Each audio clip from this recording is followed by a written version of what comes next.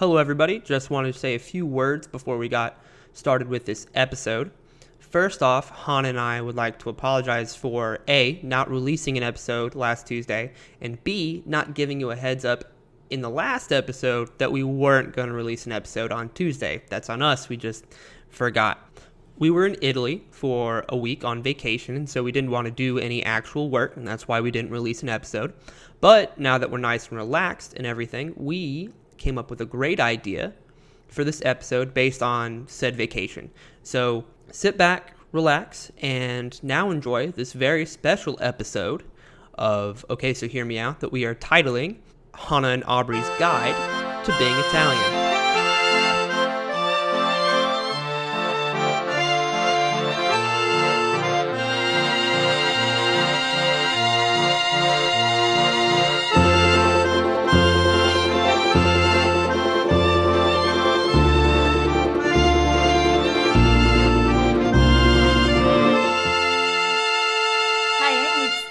I'm Steve Ricks. And today we'll be exploring the heart of Florence.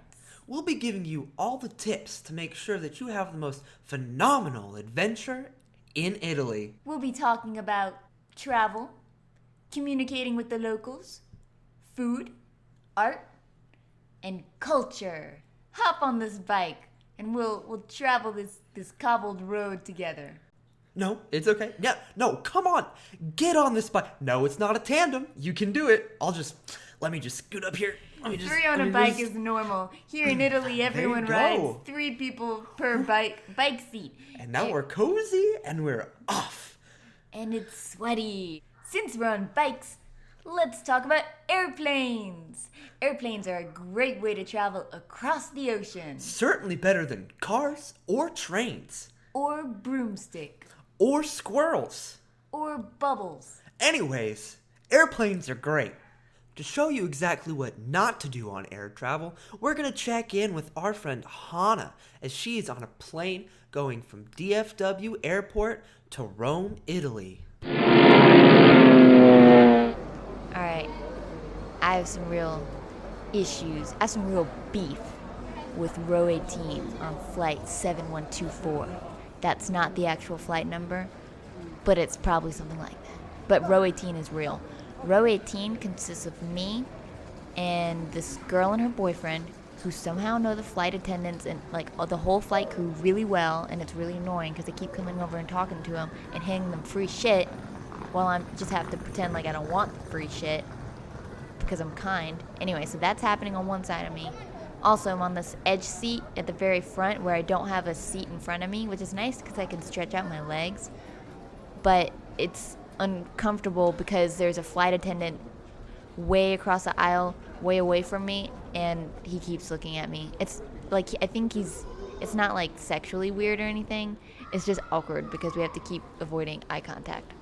Alright, so we're on this plane, and Han and I do not get seats next to each other, right? We're both in aisle seats, but hers is 2 rows in front of me, directly in front of me, alright? And on the other side of the aisle from Hannah is an empty seat, right? And next to the empty seat is this tall brunette mom lady who's in her athleisure with her leggings and her Lululemon cardigan and her hair all pulled up because apparently she can't be comfortable on top of her head when she's comfortable and everything else. So I'm like, yeah, okay, I'll go see if I can sit there so I can sit next to Hannah. So I walk up in the aisle and I ask this lady, she looks dead at me with a stick eye like this. Yeah, just like that. You saw it too. Good. And she looks and she just says, "We'll be using this." It was real confusing because nobody's using it. She's just sitting there, right? That happens. I'm like, oh, okay. And I moved back to my seat and I sat down. This bitch, she bought 2 seats for everybody on your family. She bought 2 plane tickets for every member of her family. These tickets cost $1,500 to get on this plane, and she bought 2 of them for all 6 of her family members. She's walking all up and down here, harassing people. She's got a big old snack bag. Row 18's a shit show. Row 18 18 is a shit show. Alright, but row 17 has this guy who's dressed up like the safari guy in Jumanji. So shout out to row 17 for keeping it real, for keeping it awesome and entertaining, and I wish I was on your row. But let me tell you what, row 17, there's a man who's dressed up like Archimedes Cube Porter from Tarzan. That motherfucker is lit as hell right now. Stash and everything is so cool. So, row 17, kids, row 17. Well, that just sounds like quite the experience. Don't forget, travelers, always book a seat on row 17 and not on row 18 on your airline travels. Now that you've got your land legs back after the aircraft, you now have to interact with people of Italian origin.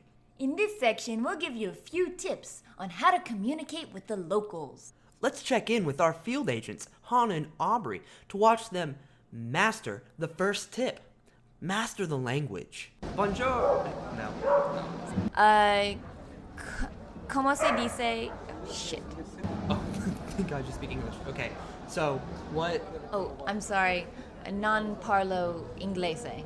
Wait, yes parlo inglese. No, non parlo l'italiano. Grazie. Grazia. Lo siento. No. Fuck, shit. Now watch them master tip 2. If you're American, pretend you're not. Especially if you're from one of those southern states, like Texas. Yeah, we're from the states. You know, the ones. The states of Canada. We're from the United States. Okay, I'm sorry, that's a lie. We're from Texas. Yeah, sorry. I'm sorry. I'm from Bristol, England. Oh, the weather's lovely. Oh, which state? Oregon. I mean Washington. Well, clearly, they prepared for mastering the Italian language before the plane ride over. Now let's listen to these agents have a wonderful and in-depth discussion about Italian cuisine. Oh, this pasta is great. It's fucking dope. Yeah, everything in this place is great. Yeah. I do miss eggs, though. What wonderful insight those two have about food. Now Hannah and Aubrey are going to inform us about another very important aspect of Italian life. Art. Hey, what was your favorite piece? Okay, I know this is supposed to be like shits and giggles, but definitely the best one was Michelangelo's David. That's definitely it. I don't know. I kind of like his friend Sean. You weren't a fan of David?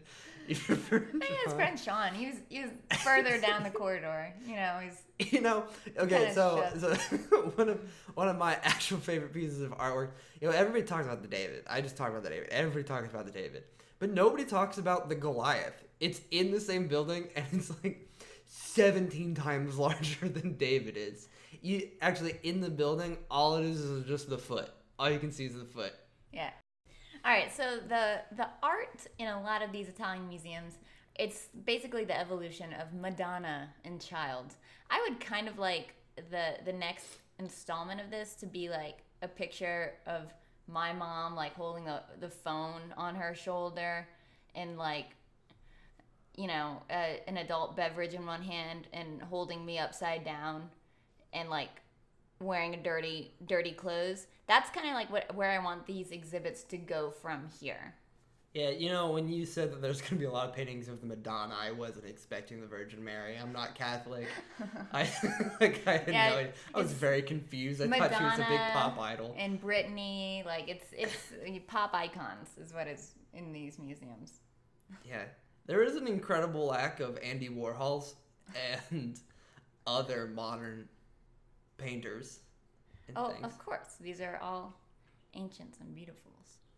My favorite part about okay, so remember when we were in the Uffizi, right? Yes. Uffizi with all the paintings, and then all of a sudden there's the speaker, and they said, "All right, All right, everybody. Now, if you go, they're not British, they're Italian. But anyways, they tell us to go outside. And we were very, very confused. We shuffle outside. And they put up a fireworks show. And all the fireworks had different Madonnas and baby Jesuses and Medusa's head and stuff. That was great. That was my favorite piece of art, was the fireworks show that they did.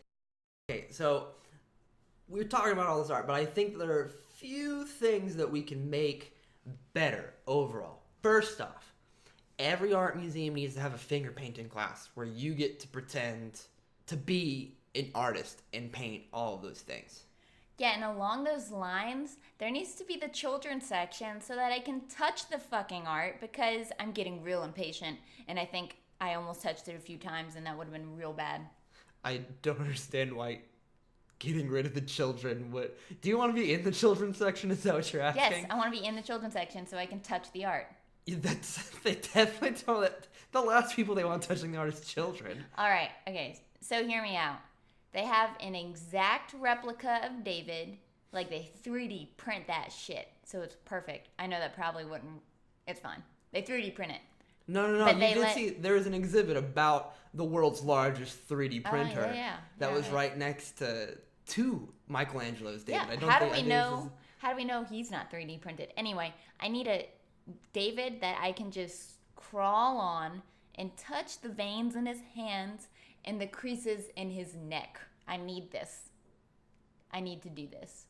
Hey, remember when we were in the Leonardo da Vinci Museum and he had manuscripts about the 3D printer? Yeah. Yeah.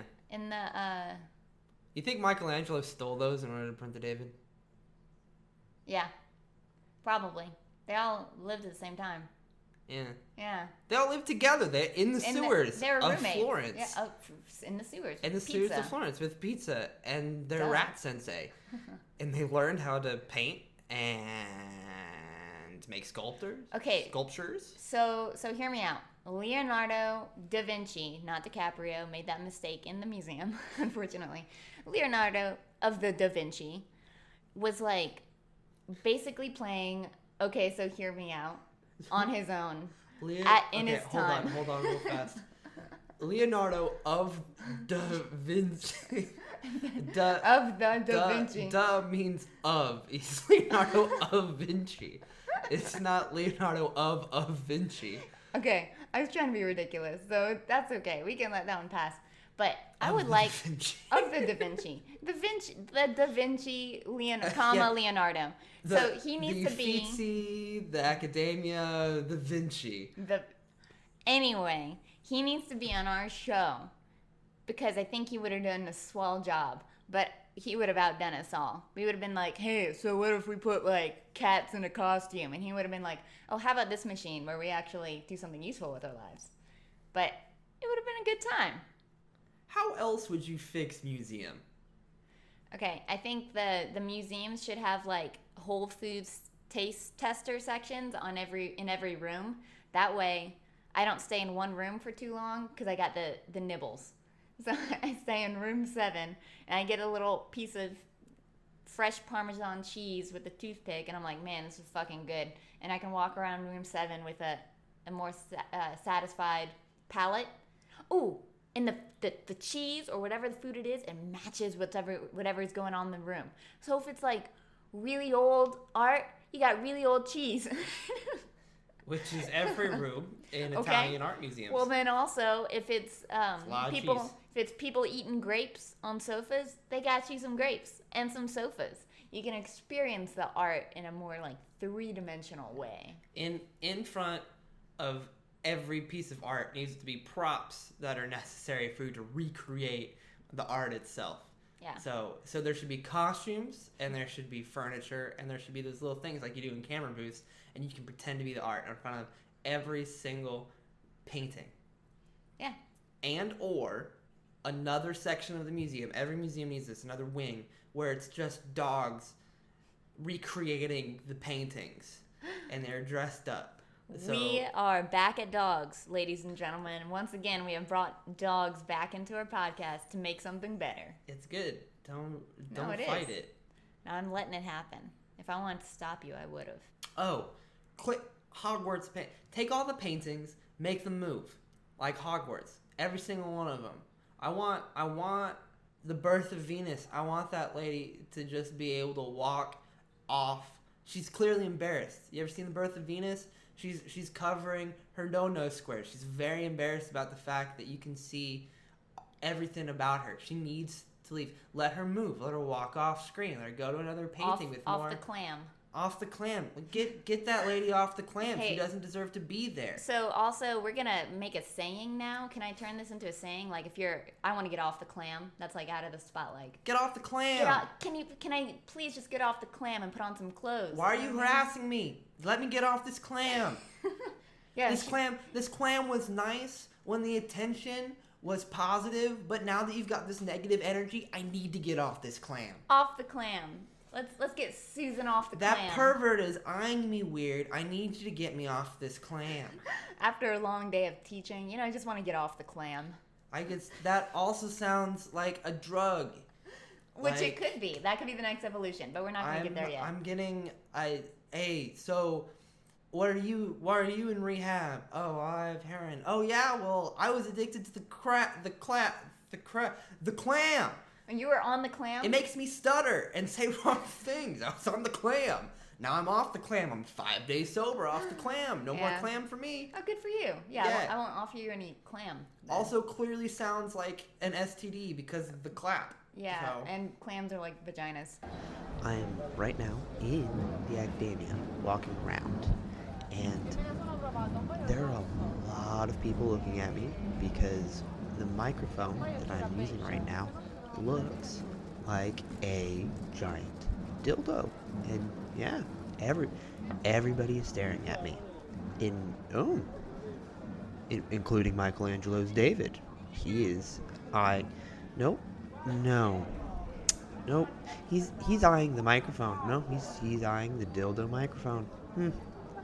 Wow. Yeah, that guy's dick is rock hard. Wow, Hannah and Aubrey really know their medieval and Renaissance art. Now let's watch them really embrace the culture. Nothing says I'm trying to fit in with Italians like an American wearing a fedora. I really like this fedora. It just kind of feels right. Aubrey, that's the third fedora I've seen in 1 minute. I think we need to start counting how many fedoras we see. Ah, damn it. My mustache is a little bit too full for this one. Gotta put that fedora back. Alright, this is day 2, and that is the 83rd fedora we have seen. Or 84th. Honestly, I'm not sure. We should just round up anyway. That's the 84th fedora we've seen. I think this fedora... Okay, it's like...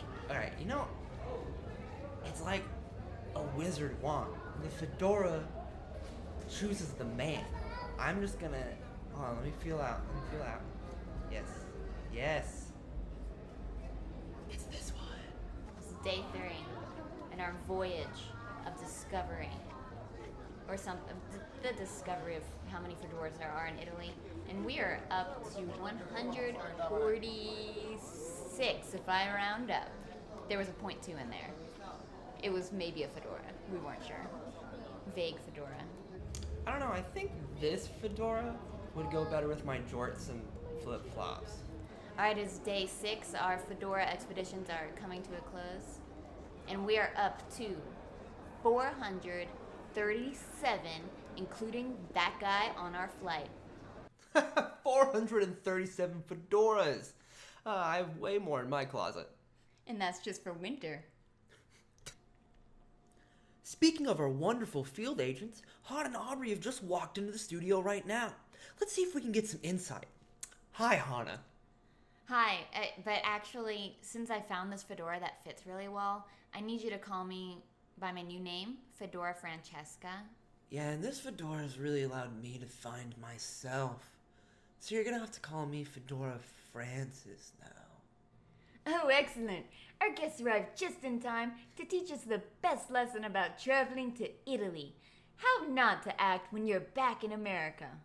So, Fedora Francis, would you like a coffee? Oh, I only drink Italian espressos, I'm sorry. Mi dispiace. Oh, well, would you prefer a glass of wine? We'll only drink wine if it comes from the Chianti vineyards in the Chianti Mountains around Florence in Tuscany. Directly from the goat. I mean the vine, whatever it is. Well, if you don't want any drinks, how about some food? How about this nice pasta that I made? I'm sorry, did you make that with your American hands? No, I made them with my German ones. Oh, I'm sorry. I don't accept that into my body. Well, then how about some dessert? Can I offer you this ice cream? How dare you offer me ice cream when I've experienced the beauty and the magnificence of gelato for an entire week? The gelato that we've had here in Italy has been slowly churned for 3 days straight by an Italian handmaid Named Giovanni. named Giovanni. Because they're progressive there, okay? I can't eat your ice cream because it's just not churned enough. It's not dense. Like you American minds are so dense. Gelato whispers to you. It whispers to you sweet lullabies. And ice cream just sings a song It just slaps you in the face. with its song. And ice cream is spelled like ICECREAM instead of GELATO. If you rearrange the letters of ice cream, you get I am Lord Voldemort. Yeah, and if you rearrange the letters in the word gelato, you get sex. Which is Italian for great. Oh, that's terrific. Well, Hannah and Aubrey, it's been how do you say, sex time talking with you. Yeah, okay. This microphone is, I need to get off the clam here, and I need to move away. from Yeah, I this really just microphone. need to get off the clam too. Oh, well, it looks like that's all the time we have for today, folks. We want to thank you for journeying with us in Italy. All right, well, we've had an excellent time venturing through the heart of Florence with you this evening. Now, please get off my bike while me and Rick Steves... You're Rick Steves. I am Steve Ricks. Right, I'm Rick Steves. Well, me and... Now I'm from Chicago, so now I'm Rick Steves. While me and Steve Ricks... The gang. Yeah, well, we're from... We're from Chicago. As they say it locally in Florence. And we call the Chicago. We're from Chicago. We're from Chicago. We're definitely not from Anyways, Texas. get the fuck off my bike. Get the fuck off the bike. Yeah, and we're gonna Pedaling to the ocean now. Yeah, we're gonna take our euros and we're gonna scram. We're gonna get off the clam. Yeah. Get off the clam. This has been Okay, So Hear Me Out. I'm your host, Aubrey Massey. And I'm Hannah LaFleur. And we hope you have a wonderful evening. Ciao. That's Italian for get the fuck off my bike. Which is also Greek for sex.